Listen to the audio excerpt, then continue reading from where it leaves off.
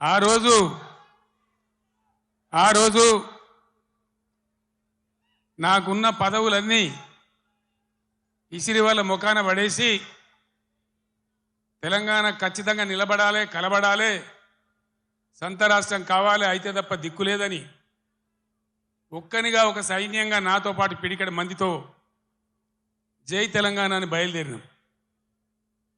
హైదరాబాద్లో చర్చోపచర్చలు, ఎక్కడికి పోవాలి, ఏం చేయాలి, మీటింగ్ స్టార్ట్ చేయాలి, ప్రజల్లోకి పోవాలి, ఇది ప్రజా గర్జన కావాలి.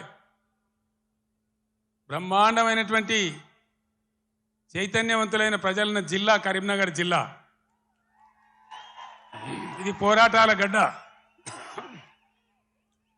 ఇక్కడి నుంచే ప్రారంభించాలని భావించి ఇదే ఎస్ఆర్ఆర్ కళాశాల మైదానంలో ఇదే రాత్రి సమయంలో మే 17వ తేదీ 48 డిగ్రీల ఎండ అయినా కూడా ప్రజల చైతన్యం ఉన్న జిల్లా అని చెప్పి తెలంగాణ ఉద్యమం కోసం ఊపిరిలూదాలని నమ్మి ఇక్కడికి వస్తే ఆనాడు మీరు తెలంగాణ జెండాను ఆకాశమంతా ఎత్తిన గడ్డ ఈ కరీంనగర్ గడ్డ. ఈ కరీంనగర్ గడ్డ మట్టినే బొట్టుగా పెట్టుకొని ఇక్కడనే పిడికిలెత్తి కార్యాచరణ చెప్పి నేను ఉద్యమం కోసం బయలుదేరిన. తర్వాత కథంతా మీకు తెలుసు, మీరే కథానాయకులు, మీరే నన్ను ముందుకు నడిపిండ్రు. కానీ కాంగ్రెస్ పార్టీ ఎటువంటి పార్టీ?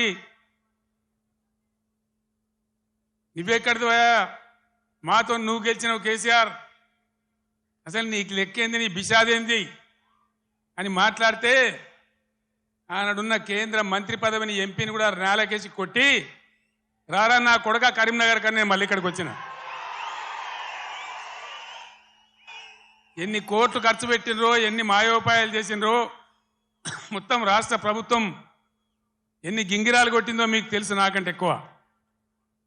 కానీ బ్రహ్మాండంగా మళ్ళొక్కసారి ఇది పదునైన కరీంనగర్ గడ్డ బిడ్డ, ఇది తెలంగాణ అడ్డ అనే పద్ధతిలో 2.5 లక్షల మెజార్టీతో నన్ను గెలిపించి మరొక్క మారు తెలంగాణ చైతన్యాన్ని చాటిన గడ్డ ఈ కరీంనగర్ గడ్డ.